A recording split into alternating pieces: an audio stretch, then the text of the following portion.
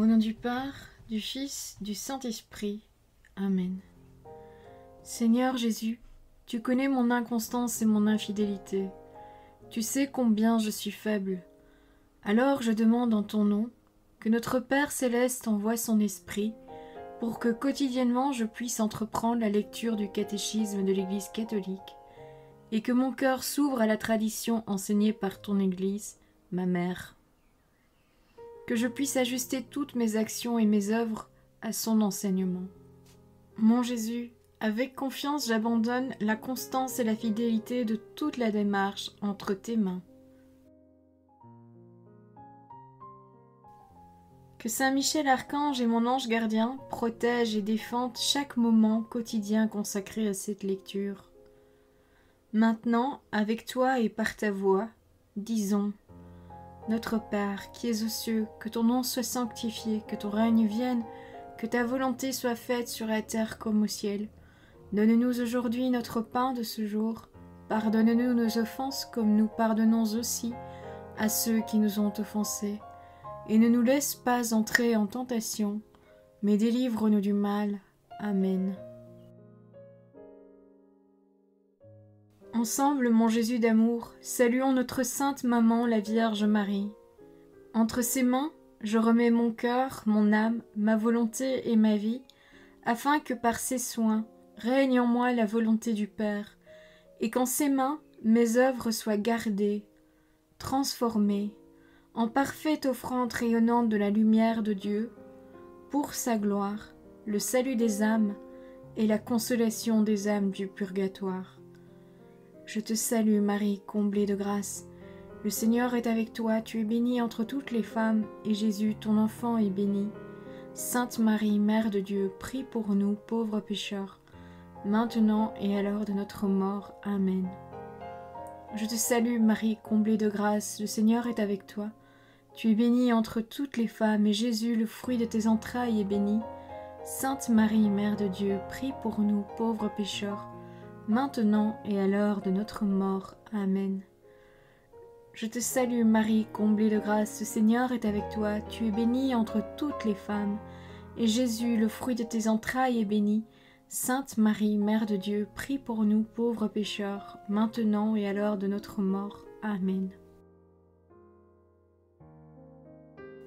Ô Saint-Esprit, par l'intercession du cœur immaculé de la Sainte Vierge Marie, et par le cœur chaste de Saint Joseph, donne-moi un cœur doux, humble, pur, miséricordieux et charitable.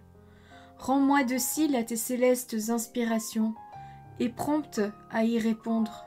Que mon cœur enflammé de ton amour soit en toutes ses œuvres dans la volonté du Père, œuvrant ainsi sous ton joug léger et joyeux. Père céleste, je fais ces demandes par les mérites, les œuvres et les souffrances de Jésus-Christ, ton Fils bien-aimé. En mon nom, au nom des âmes de ma famille, au nom des âmes de mes proches, au nom des âmes qui se sont recommandées à mes prières, au nom des âmes constituant ta Sainte Église, le pape, les cardinaux, les évêques, les prêtres, les religieux et religieuses, les laïcs, au nom des âmes qui ne te connaissent pas, des âmes des païens, des âmes des hérétiques, des âmes des apostats et des âmes froides, en tout temps, dans les siècles des siècles. Amen. Le sens surnaturel de la foi. Numéro 91. Tous les fidèles ont part à la compréhension et la transmission de la vérité révélée. Ils ont reçu l'onction de l'Esprit Saint, qui les instruit et les conduit vers la vérité tout entière. Voir l'Évangile selon saint Jean, chapitre 16, verset 13. Numéro 92. L'ensemble des fidèles ne peut se tromper dans la foi et manifeste cette qualité par le moyen du sens surnaturel de la foi, qui est celui du peuple tout entier. Lorsque des évêques jusqu'au dernier des fidèles laïcs, il apporte aux vérités concernant la foi et les mœurs un consentement universel. Numéro 93.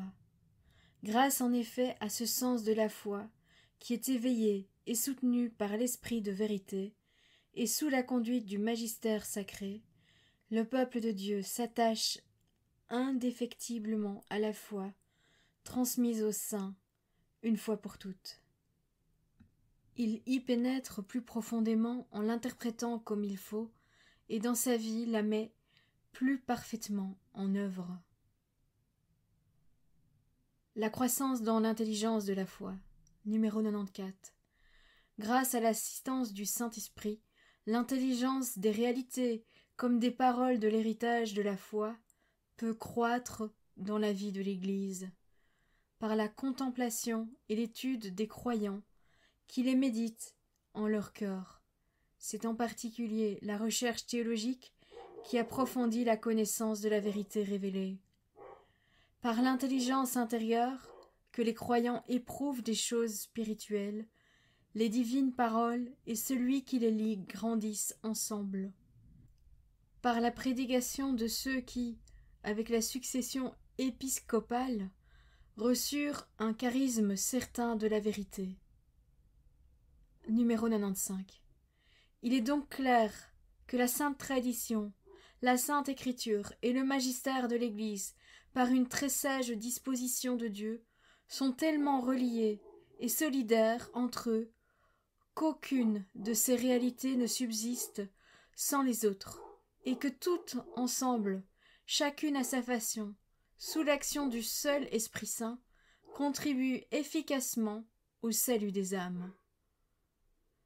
Voilà, c'est tout pour aujourd'hui. Désolée, vous avez entendu aujourd'hui les chiens et j'ai pas réussi à les faire taire correctement.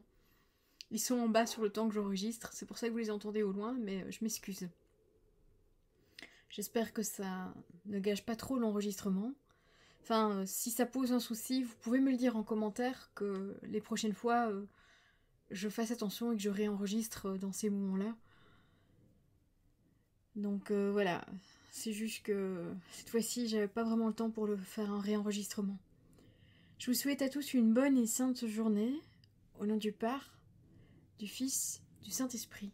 Amen.